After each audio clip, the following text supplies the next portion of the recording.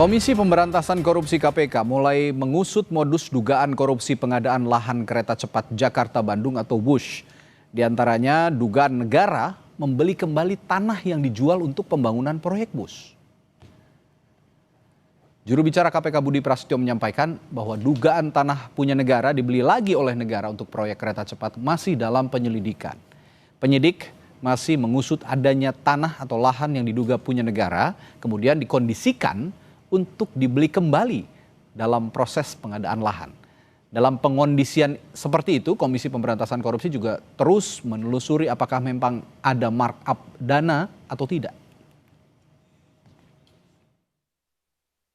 Kami masih terus mendalami informasi-informasi yang kami peroleh, baik di lapangan maupun dari permintaan keterangan kepada para pihak. Ya, jadi nanti kita akan terus menelusuri adanya tanah-tanah yang diduga punya negara kemudian dijual kembali gitu ya dalam proses pengadaan lahan. Artinya negara membeli kembali yang sebetulnya tanah itu adalah milik negara. Nah, modus-modus seperti ini masih terus didalami terkait dengan pengkondisian dalam proses pengadaan lahannya begitu.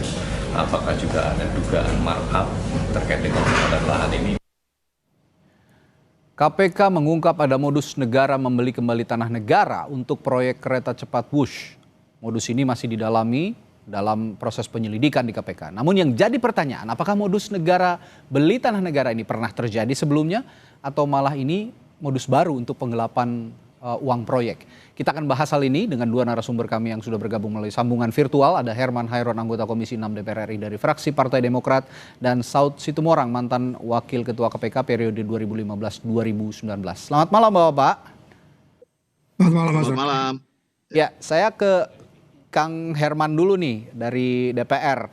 Kalau Anda di Komisi 6 yang mengawasi Kementerian Perhubungan, misalnya sudah berkoordinasi juga dengan Kementerian BUMN dan juga yang lainnya begitu yang terkait dengan proyek kereta cepat misalnya. Adakah di rapat-rapat komisi terkait dugaan korupsi lahan ini terungkap juga di DPR? Kami kan tidak sedetil sampai kepada hal-hal yang mikro ya. Oke. Dan pembahasan dengan kereta cepat Jakarta-Bandung atau KCIC tentu membahas terkait dengan kesiapan pelaksanaan dan bagaimana ketersediaan penganggaran, kemudian kesesuaian dengan target dan tujuan awal, termasuk bagaimana pola B2B dan apa yang menjadi kendala persoalan pada waktu itu. Dan tentu setelah kemudian berjalannya waktu, KPK mengungkap bahwa ada persoalan dengan pembebasan lahan, pengalihan lahan, ya, apakah itu tanah negara, apakah itu tanah masyarakat. Tentu kalau ada hal-hal yang menyebabkan itu melanggar aturan tata peraturan good governance atau good corporate governance karena ini adalah B2B, kami persilakan untuk bisa mengungkap. Justru kalau bertanya kepada saya, ya tidak tahu karena prosesnya kami tidak sedetil itu sampai pembahasan terhadap pelaksanaan kegiatan proyek KCIC ini. Tapi mengingat DPR juga adalah lembaga pengawas eksekutif begitu ya, kinerja-kinerja eksekutif. Perlukah nanti ke depannya misalnya paralel dengan proses penyelidikan dan penyidikan mungkin nanti ke depannya oleh KPK, perlukah juga ada pansus misalnya yang dibuat oleh DPR menurut Anda? Ya tentu kalau nanti banyak hal yang mengakibatkan banyak persoalan dalam WUSH ya bisa saja, dan bahkan kami kan dulu juga pada waktu terjadinya cost overrun karena persoalan keterlambatan penyelesaian proyek kereta api, pembebasan lahan dan lain sebagainya, itu pun kami langsung meminta untuk pemeriksaan dilakukan oleh BPKP. Dan pada waktu cost overrun diajukan oleh konsorsium, ya tentu pada waktu itu kami juga membenchmark dengan hasil BPKP yang lebih rendah. Nah, kalaupun ada persoalan lain, ya kami persilakan untuk siapapun aparat penegak hukum untuk memproses persoalan ini. Baik. Saya ke Pak Saud. Pak Saud, ini agak lucu ya. Negara memiliki lahan, dibeli lagi oleh negara. Yang seharusnya tidak perlu dibeli, tidak perlu mengeluarkan biaya, negara ini malah mengeluarkan biaya. Nah, itulah potensi dugaan korupsi yang saat ini lagi ditelusuri oleh KPK. Tapi dari pengalaman Anda di KPK, adakah modus-modus seperti ini? Jual beli tanah negara dengan kasus korupsi lahan di era sebelumnya, misalnya dengan kasus-kasus saya melihat ada proyek tol, misalnya pembebasan lahan tol. Ini ada kemiripan dengan proyek-proyek sebelumnya atau ini justru modus baru, Pak Saud? Ini sebenarnya nggak ada yang baru ya. Ini kan biasa aja itu kalau niat korupsi itu kan di mana kesempatan mereka memanfaatkan. Cari celah terus gitu ya? Ya, apakah itu markup, apakah itu gratifikasi atau pemerasan dan seterusnya. Cuman saya melihat KPK ini udah mulai larinya kemana-mana nih gini. Karena ini kan kalau kita lihat bagaimana WUS ini mulai didesain ya tahun 2000, katakanlah 2000 sebelum 2015, 4 tahun di depannya berarti hampir 2000 sebelum SBY selesai itu sudah mulai dirancang. Kemudian terjadi apa yang disebut sebagai setelah Jepang melakukan penelitian hampir 5 tahun, kemudian mereka sudah menawarkan 0,1%, kemudian pindah ke Cina jadi 2%.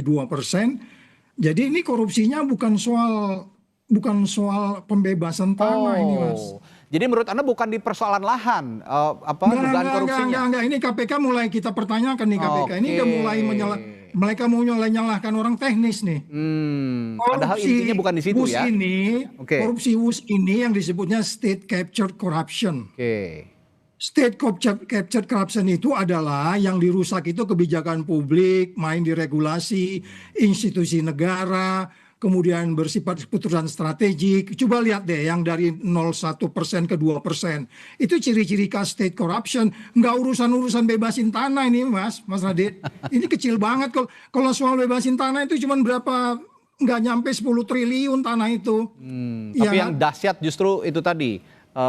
State capture corruption ini kita itu dikaitkan dengan, coba lihat bagaimana Perpres 107 tahun 2015. Itu dikatakan tidak pakai APBN. Kemudian dibuat Perpres 93 2021. Di situ berubah menjadi APBN. Tadi Mas yang dari DPR udah bilang ada cost of run di situ. Ya. Nah, itu yang strategik tuh di situ. Jangan ngurusin pembebasan tanah.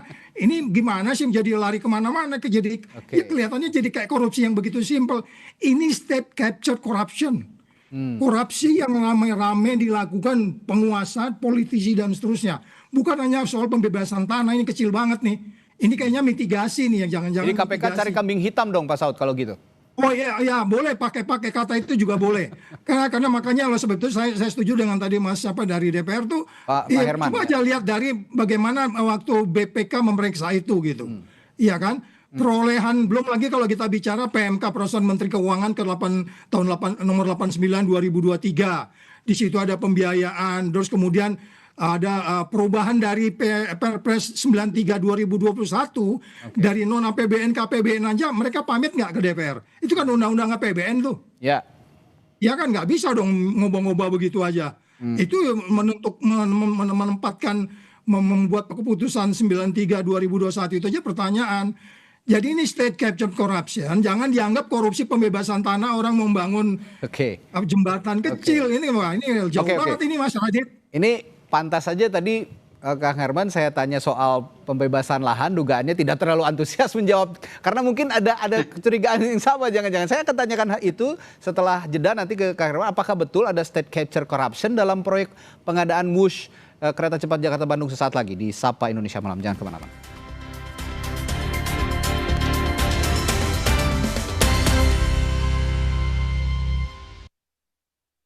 Floridina, nomor 1 freshnya, nomor 1 funnya. Bulir jeruknya asli, lebih banyak. Coco Beats-nya cuy-cuy, dapat segernya, dapat funnya. Floridina, nomor 1 fun, asli jeruknya, asli bulirnya. Pas aku coba Le Mineral, seger banget, nggak bikin enak sama sekali. Benar, karena Le Mineral dari pegunungan terpilih. Setiap tetesnya melewati lapisan batuan alami, membuat airnya lebih sehat, lebih segar. Kayak ada manis-manisnya. Le Mineral. Aku sering melihat galon cuci ulang disimpan di tempat yang kotor. Jujur takut, bersih nggak ya untuk anak dan keluargaku? Kami mengerti kekhawatiran ibu. Untuk itu, Le Mineral menggunakan galon yang selalu baru agar terjamin kebersihannya. Le Mineral. Hai. Wow, putrak bro. Hai. Oh no, first date nafas dia bikin trauma. pakai Ciptaden Fresh Maxi Cool baru dengan Blue Gel Technology dari Jepang. Formula Brain Zap usir bakteri penyebab bau mulut. Cool Blast and Extract Me nafas segar lebih lama. Fresh and cool-nya maksimal. First day jadi fresh day. Ciptaden Fresh Maxi Cool. Fresh and cool to the max.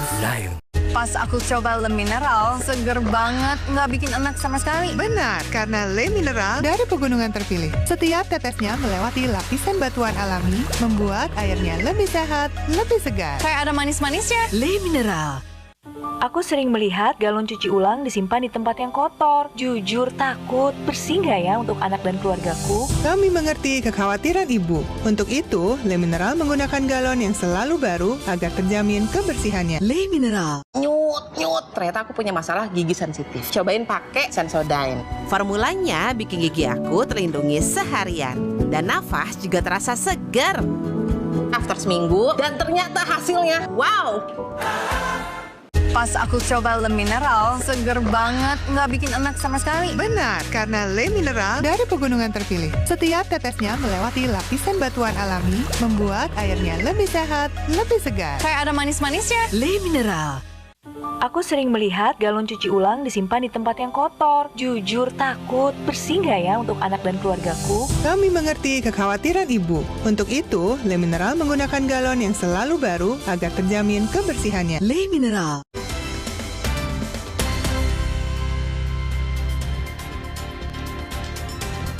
Kembali lagi di Sapa Indonesia Malam, masih berbincang soal dugaan korupsi di proyek kereta cepat Wush. Kalau tadi di segmen pertama, segmen sebelumnya, dugaannya kalau kata KPK katanya dugaan pembebasan lahan, korupsinya ada di situ. Tapi ternyata kalau kata Pak Saud, bukan di situ intinya. KPK mencari kambing hitam. Nah, saya tadi juga bertanya di awal oleh pertanyaan yang sama kepada Kang Herman, tapi sepertinya tidak terlalu antusias menjawab. Jangan-jangan Kang Herman juga punya kecurigaan yang sama bahwa sebenarnya bukan masalah pembebasan lahan. Sebenarnya ada core yang dikatakan Pak Saud tadi yang lebih inti, yakni State capture corruption. State capture corruption. Bagaimana respons Anda, Bung Herman? Ya, ini kan pembahasan ini panjang ya. Tadi memang kita dimulai dari penetapan sebagai proyek strategi nasional. Ya. Itu dimulai 2016 Bang Saud ya. 2016 Perpres nomor 3 tahun 2016. Kemudian 2018 kita memulai dengan konstruksi karena 2018 mulai dicairkan sehingga juga untuk grace period ini juga dari dimulai 2018 sampai 2028.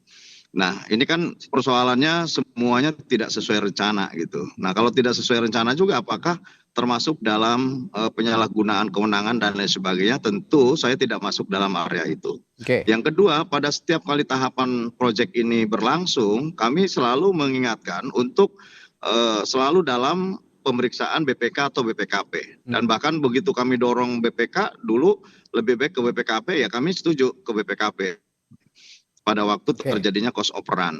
Dan keterlambatan yang kemudian mengakibatkan biaya tinggi juga sebetulnya ini berkaitan dengan lahan, dengan pembebasan lahan gitu.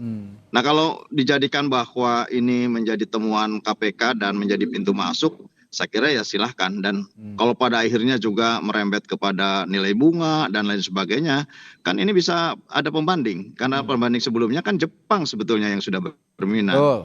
Nah, ini yang menurut saya tidak mau masuk dalam pembahasan persoalan ranah hukum, silakan ini menjadi ranahnya aparat penegak hukum dan kami menghormatinya untuk apapun yang akan menjadi proses penyelidikan. Gitu. Oke, jadi menurut Anda kalau proses pembebasan lahan ini ada dugaan korupsinya jadi pintu masuk untuk menyelidiki dugaan korupsi lainnya yang lebih besar dikatakan Pak Saud tadi ya sah-sah saja. Nah, tapi bicara soal untuk sebagai pembanding saja, bicara soal dampak finansial Pak Saud.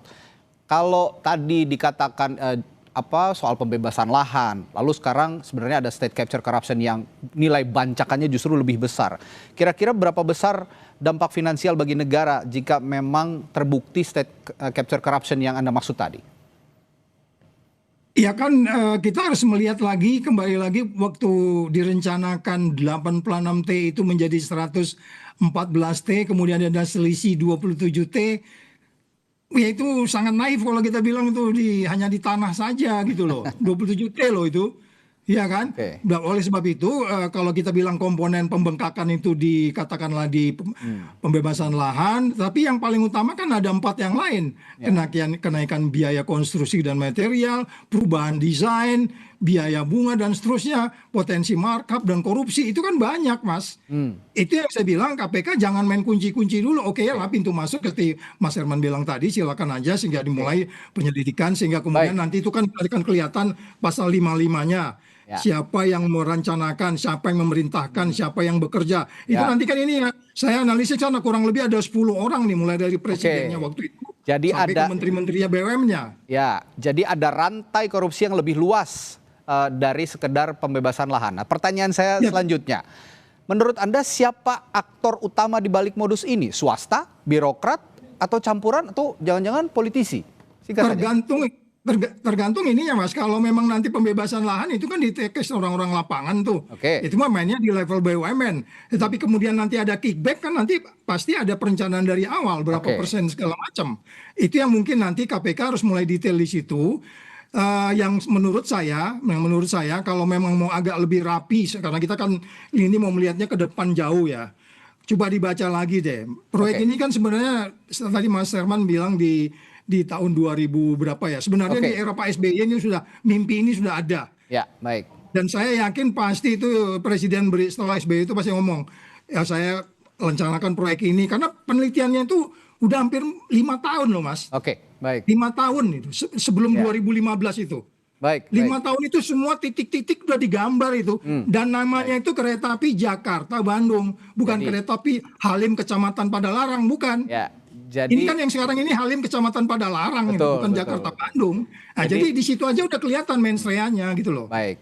Nah, jadi kesimpulannya adalah apakah KPK menjadikan ini pintu masuk to catch bigger fish? Ini yang kita nantikan bersama. Terima kasih Pak Saud dan juga Bung Herman sudah bergabung di Sapa Indonesia Malam.